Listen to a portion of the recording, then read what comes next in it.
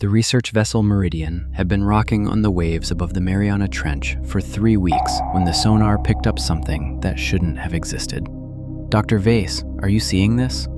The voice of operator No T. Lin trembled so visibly that she frightened herself. Karl Veis, an oceanographer from the Berlin Institute, a man who had spent 40 years surrounded by numbers and graphs, looked at the screen and felt his fingers go numb. The sonar was tracking movement at a depth of 11 kilometers. Not just movement, the object was traveling. Slowly, deliberately, and it was the size of a small city. "Equipment malfunction," said Veis, because nothing else was left to him. "I rebooted the system twice." Lin kept her eyes fixed on the screen. "The signal is stable." Captain Rostand Becker, a stocky Norwegian with the face of a man who is surprised by nothing in this world, walked into the bridge and silently stared at the data. He was quiet for a long time. Then he said, "We're sending down the probe." Probe Proteus 7 descended at 0314 ship's time. The crew gathered around the monitors, 8 people, the best in their respective fields, accustomed to cold scientific skepticism. No one slept. The camera transmitted a live feed, black water like spilled ink, rare bioluminescent flashes, jellyfish, squid, the familiar life of the abyss. Then, at 8 kilometers depth, the image began to flicker. "Electromagnetic interference," murmured engineer Pablo Herrera. "Something below is emitting a signal." "What exactly?" asked Veis. "I don't know. I've never seen anything like it." The picture restored itself, and Lin cried out. The floor of the trench was glowing, not with diffused bioluminescent shimmer. It glowed with a steady, pulsing light the color of aged amber. The pulse was rhythmic, almost like a heartbeat. And in that light, they saw it. It lay across the bottom, sprawled over an area the camera couldn't capture in full. At first, Veis thought it was a geological formation, bedrock, coral structures. But rocks don't have skin. Rocks aren't covered with something resembling closed eyelids. Thousands of dome-shaped protrusions, each several meters in diameter, arranged in some terrible, almost mathematical pattern. Rocks don't breathe. It was breathing. Slowly, with intervals of several minutes, but it was breathing, and with each exhale, clouds of dark substance burst from cracks in the seafloor and drifted slowly upward. "My God," Becker whispered, "it's alive." It was at that exact moment that one of the domes opened. Beneath it was an eye, yellow with a vertical pupil the size of a basketball, and it was staring directly into the probe's camera, from 11 kilometers below. Through the crushing dark and the weight of the water, it saw them. The probe stopped responding to commands exactly 8 seconds later. The cable went taut, then went slack, as though something below had simply held the probe in its hand for a moment, then let go. When it was hauled back to the surface, the titanium alloy casing had been crushed like an empty tin can. Veis didn't sleep for the next 20 hours. He sat in his cabin, sorting through the data, comparing it to anything he could find.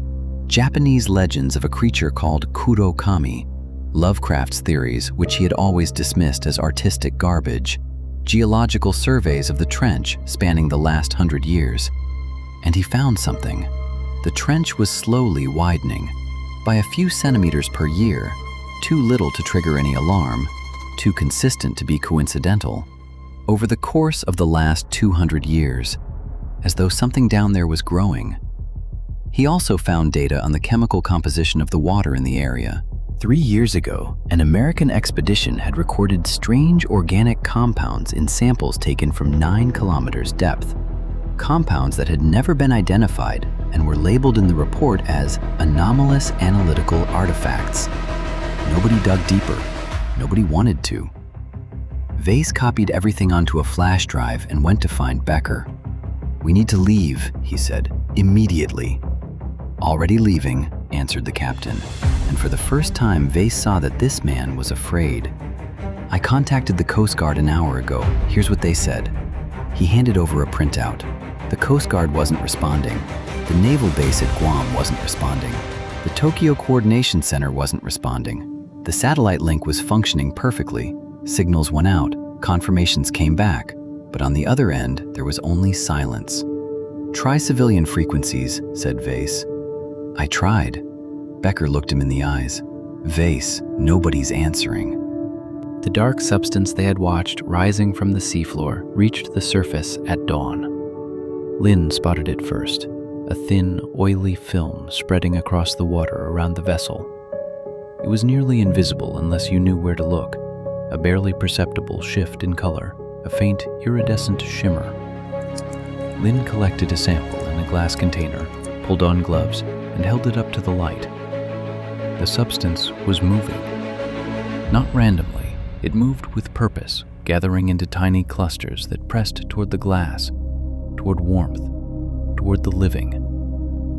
"These are spores," said Herrera, peering into the microscope, his voice completely hollow. "Or something resembling spores. Biological structures. They're dividing very quickly."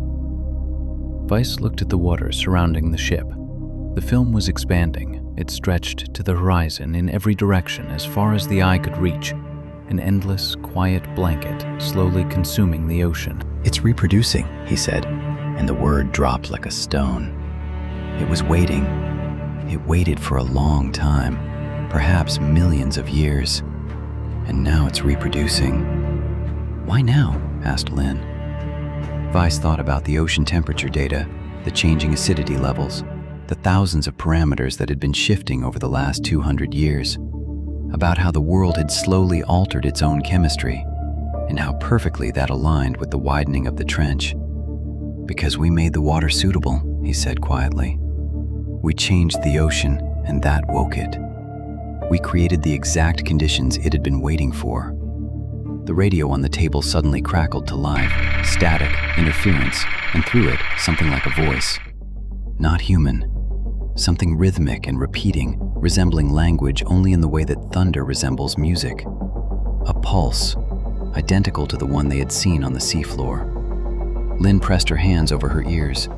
Becker stared out the window. Beyond the hull, on the horizon, the ocean began to rise. Veis managed to send one message, broadcast across every open scientific frequency, brief, with no hope of reply. Mariana Trench, living organism of planetary scale, biological spores covering ocean surface. Do not approach the water. I repeat, do not approach the water. This is not. The signal cut out when the wave took the antenna. He never learned that at that moment, the governments of 20 nations were already receiving the first reports of a strange, oily film appearing along their coastlines.